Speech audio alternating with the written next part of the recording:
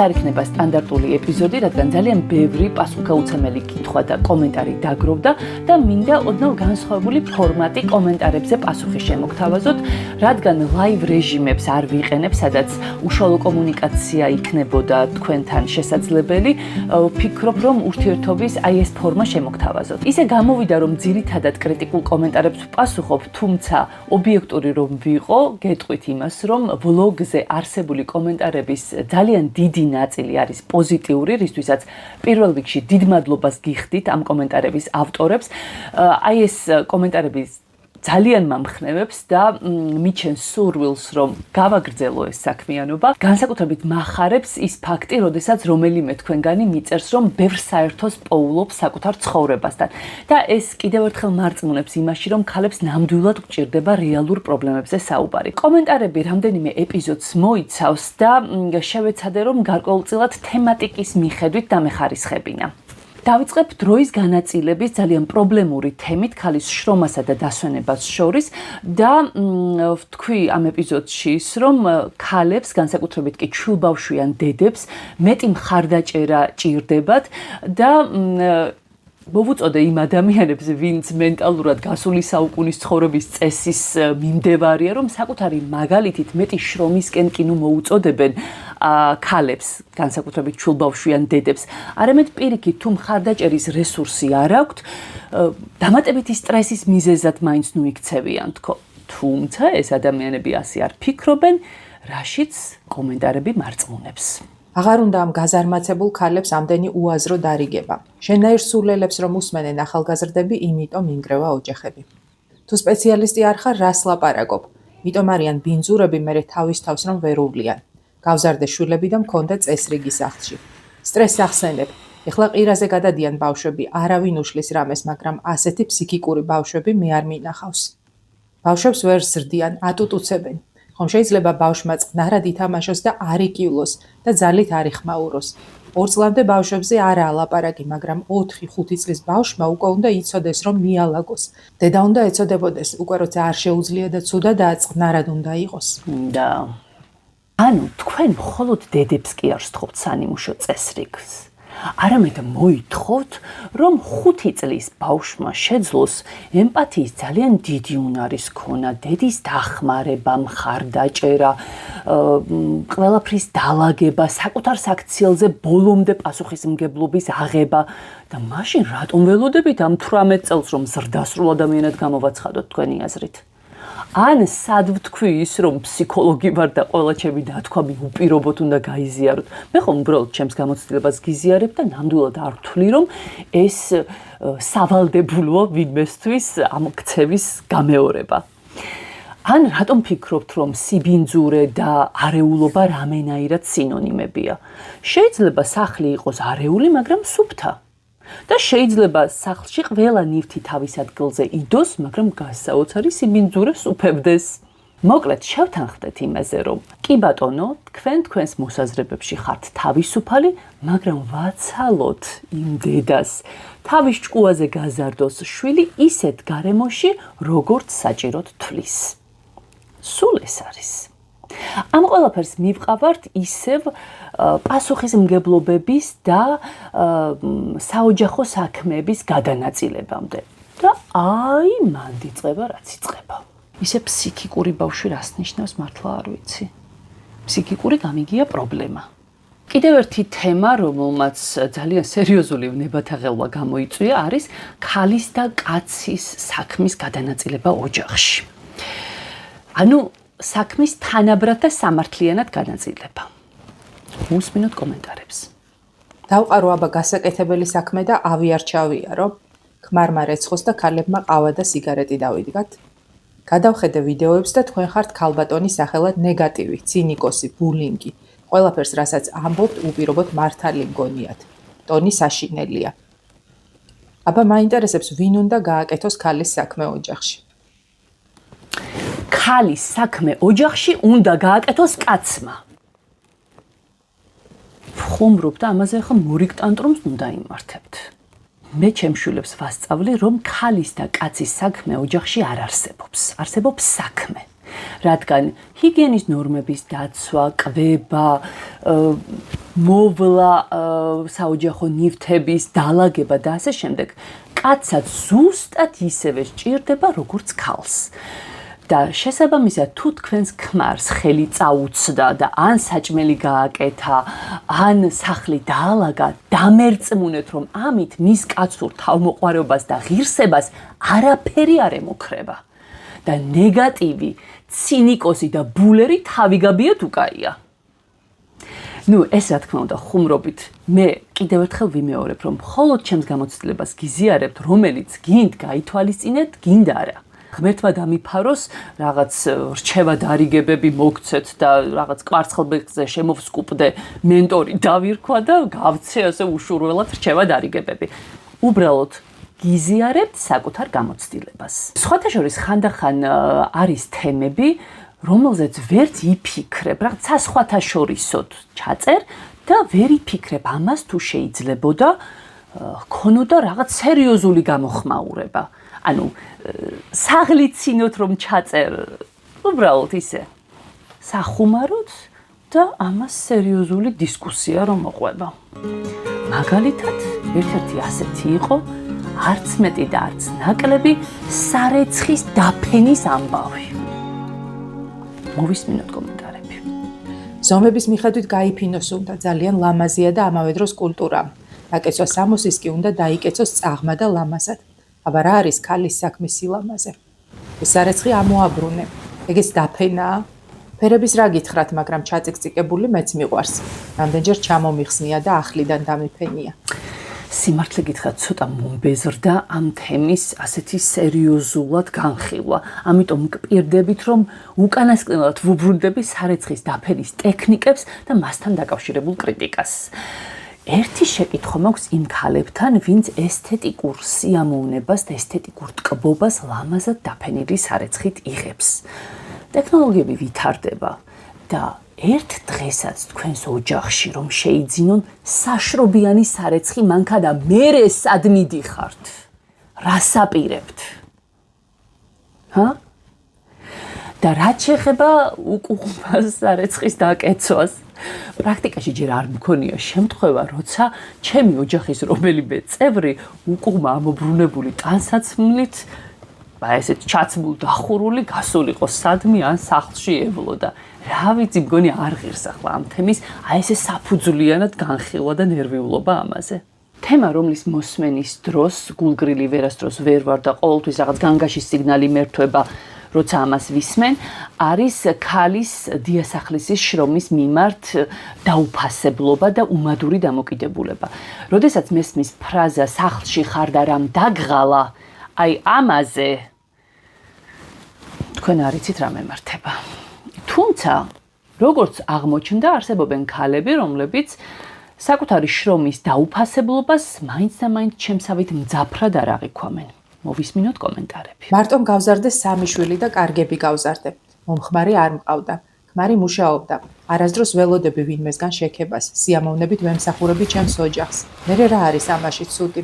ქალის ყველაზე დიდი ჯილდო კარგი დიასახლისობა და ოჯახის სამსახურია. ვაიმე გადადეთ ტელეფონები გვერდით და მოასწრებთ მეც საქმეს. უბედური ცხოვრება კი არა, გაზარმაცებული და გაუსაქმურებულია თაობა და ეს გამოთაყვანებული ვაი ფსიქოლოგები ხო საერთოდ თაობის გამოტვინებით ხართ დაკავებული. კვერცხი შეწვა არიციან და მაკარონის მოხარშვა და შვილებს აჩენენ. ჩემი ცოლი ბედნიერია ამ ქალბატონს რომ უსმენს. ვიცი თქვენ ყველაფერს შეძლებთ. ძალიან მიხარია, რომ თქვენი ცოლი ამით ბედნიერია. რაღაცაში მაინც ხომ დაგეხმარეთ და ახლა მიდექით, მოდექით და ისექენით, რომ მარტო ჩემი ვლოგის მოსმენით კი არ იყოს თქვენი ცოლი ბედნიერი, არამედ თქვენი ქცევითაც.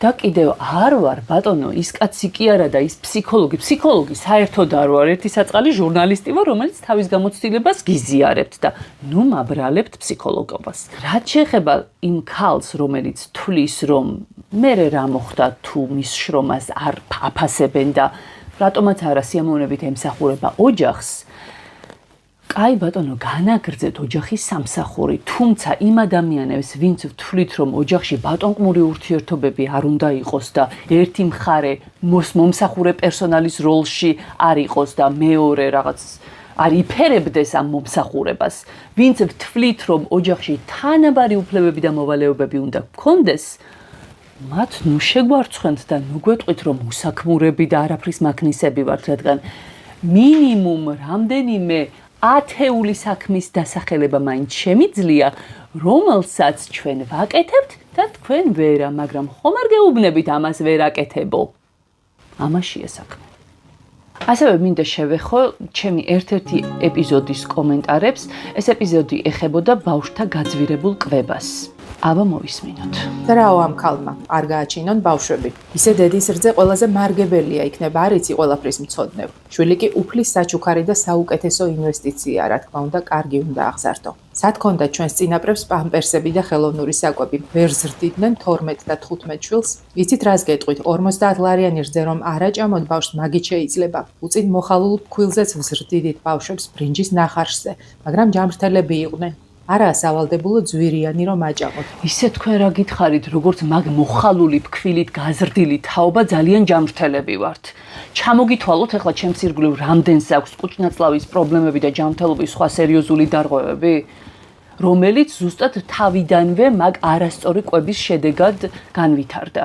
დედის რძის სარგებლიანობაზე მე როგორ მელაპარაკებით, სამი შვილი გავზარდე ბუნებრივ საკვებზე, მათ შორის ტყუპები, ისე რომ დამატება არ მიმიცია. და რაც შეეხება იმას, რომ ჩვენი წინაპრები თურმე 15 და 20 შვილს ზრდიდნენ, მაგ 15 ბავშვიდან რამდენი აღწევდა ზრდასრულ ასაკს და რამდენი იღუპებოდა, ამაზე გაქვთ ინფორმაცია თუ მე მოვიძიო და მოგაწოდოთ. დედა, შენ ხარ საზიზღარი დედა. თეკლას ამ წამოცდენამ ისეთი ნებათაღელვა გამოიწვია, რომ ღმერთს მადლობა შევწირე, ბავშვი პატარა, კითხვა არ იცი, სოციალური ქსელი არ აქვს და ამ კომენტარებს ვერ წაიკითხავდა და რამდენიმე მათგანი მინდა გაგიზიაროთ თქვენც. მალადეც, მაგნაირ შვილს პანღურით გავაგდებდი გარეთ. ენას რომ ატლიკინებ მაგ თავხეთ ბავშვს მიხედე. ვერ დაგეთანხმებით. ნამდვილად უზრდელი და გათავხედებული ნათქვამია და რაც არ მომწონს ძალიან კარგად გამოვლანწყავ, იმიტომ რომ შვილმა უნდა იცოდეს მშობლის პატივისცემა. აქ მინდა დავაზუსტო, რომ საუბარია 5 წლის ბავშვის წამოცდენაზე გაბრაზების დროს და თუ თქვენ არასასურველი ფრაზის მოსმენის დროს წიხლებს ისვრით, რატომ არის აუცილებელი რომ ყველამეს გააკეთოს? ჩვენ უკვე ვისაუბრეთ ამაზე, შევთანხმდით, რომ გული მეტკინა ამის მოსმენისას და თეკლა დამბერდა, რომ აღარასდროს მსგავს ფრაზას აღარ მეტყვის და პრობლემა მოგვარდა და ეჭვი მეპარება რაღაც პანღურის თანხლებით რომ გამეკეთებინა ეს ყველაფერი უფრო უკეთესი შედეგი მიმეღო. და ზოგადად ძალიან ბევრი ადამიანისგან მსმენია, რომ რადგან ბავშვობაში ეშინოდა უფროსების და სათანადოდ ვერ გამოხატავდა იმას, რასაც გრძნობდა, ამ ყველაფერმა, ამ დაგროვებულმა თავშეკავებამ, მოთმინებამ, ბრაზმა, შემდეგ უკვე ზრდასრულ ასაკში სერიოზული მენტალური პრობლემები შეუქმნა.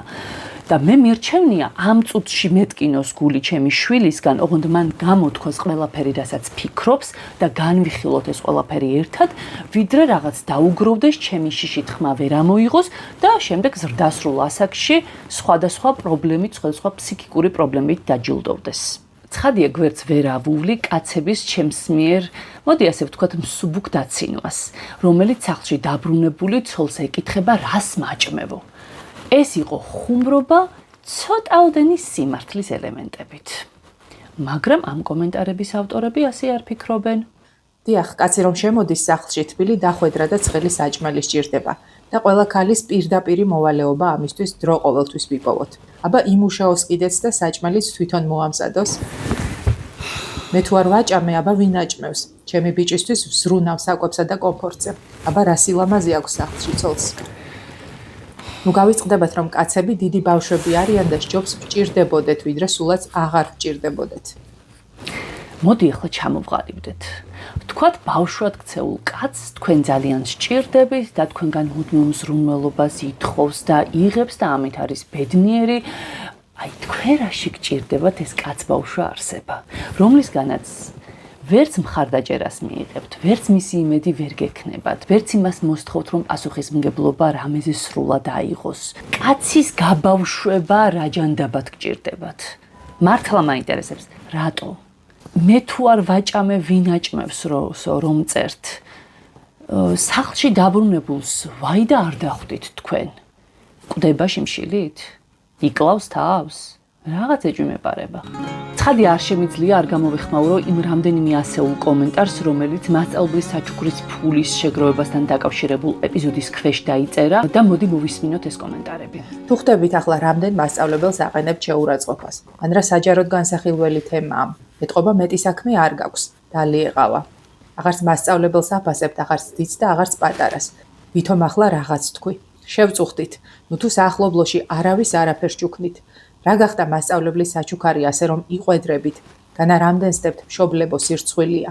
ამას მასწავლებლების კითხულობს, ჩემი შვილი სადაც მაქსიმალურად კარგად გრძნობს თავს, იქ როგორ დავიშურებ რაიმეს. დაბადების დღეზე კლასმა საჩუქარი რომ მიართვას პედაგოგს, ესაა პრობლემა. მე მიმაჩნია რომ თქვენი პოსტი არის მშობლების შეურაცხყოფა და მასწავლებლების დაკნინება. რატომ აძლევთ თავს უფლებას რომ ასე საჯაროდ გადმოაფრქვიოთ თქვენი აზრები? მშობელიც ვარ და მასწავლებელიც 35 წელია. მოკლედ კიდევ ერთხელ გავიმეორებ, რომ ჩემს ვიდეოში არ მიგულისხმია მასწავლებლის მიმართ გამოხატული სიმბოლური ყურადღების ფორმით გაკეთებული საჩუქარი თუ ყვავილები. მე ვიგულისხმე ქრთამი, რომელიც ძალიან ხშირად სკოლებში არის საჩუქრის ფორმატით და მოფერებით რაც არ უნდა ვეძახოთ ქრთამს საჩუქარი, ქრთამი არის ქრთამი და ძალიან მარტივი გასარჩევია. როდესაც მასწავლებელს ჩუქნით ოქროს ძვირადღირებულ სამკაულებს, ეს არის ქრთამი. როდესაც მასწავლებელს ჩუქნით ძვირადღირებულ ტექნიკას, ეს არის ქრთამი. როდესაც მასწავლებელს ჩუქნით ვაუჩერს, სასაჩუქრე ვაუჩერს, რომელიც არის რამდენიმე ასეული ლარის ღირებულების, ეს არის ქრთამი, იმის მიუხედავად, რას დაუძახებს ამ საჩუქარს მეტი ჩარა მშობელი თუ კორუმპირებული პედაგოგი. გახსოვთ ალბათ ის ეპიზოდი, როდესაც მე და ჩემი მეგობარი ძველ თბილისში სახეტიალოდ წავედით და მაშინ გიყვებოდით, როგორ არ გრჩება ქალებს დრო საკუთარი თავისთვის და რამდენად აუცილებელია ეს. მოდი შევხედოთ კომენტარებს. იცით რა, რასაჭიროა ბავშვების ყველა წრეზე ტარება. ბავშვები უნდა მივაჩვიოთ დამოუკიდებლობას და ბავშვს რისი ნიჭის და სურვილიც აქვს იმ წრეზე იაროს და ასეთი ქალები ცოტა უსაქმური ადამიანები მგონია.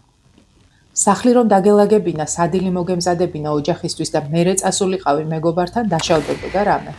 სახლი რომ დამელაგებინა, საჭმელი გამეკეთებინა, ბავშვი სკოლიდან მოსული მიმეღო, პატარები ბაღიდან გამომეყვანა, სარეცხი რომ დამერეცხა და ასე შემდეგ, ვერსადაც ვერ წავიდოდი. და კი დაშავდებოდა ჩემი მენტალური ჯანმრთელობა, რომელიც ზემოთ აღნიშნულ საქმეებს სულ ღრენაკბენით გამაკეთებინებდა. რაც შეეხება იმას, რომ უსაქმური ვარ და საქმის გამოძებნის საბაბით ბავშვებს წრეებზე დავატარებ, ზოგადად იცით რა შეესაქმე, მშობლის დაჟინებული მზერით ბავშვში რომელიმე ნიჭის აღმოჩენა არ ხდება. ბავშვი ზუსტად რამდენიმე წრეზე უნდა მიიყვანო, რამდენიმე სფეროში უნდა მოსინჯოს თავი, რომ საბოლოოდ გადაწყვიტოს რა უნდა, რა გამოსდის და რა მოსწონს.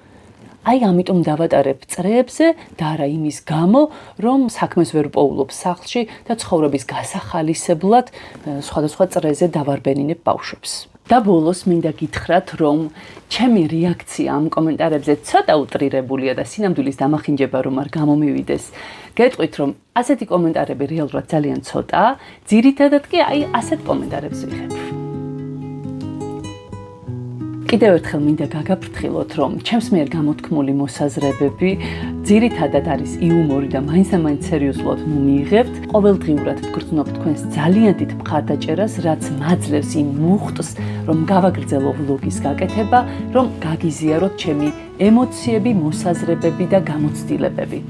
ქალებო, იმის მიუხედავად გვაღიარებენ თუ არა, იმის მიუხედავად რომ ხანდახან ისე გვეცლება კანცი, რომ სუნთქვის სურვილი აღარ გვაქვს, რომ ხანდახან ძალიან გვიჭირს, ჩვენ ხომ ვიცით რომ ყველაზე ძლიერი სქესი ვართ და თუ მოვინდომებთ და ამ ჩვენ შესაძლებლობებს ვირწმუნებთ, შეგვიძლია ქვაზე აღარ დავტოვოთ და მთები გადავდგათ. ამაშია საქმე.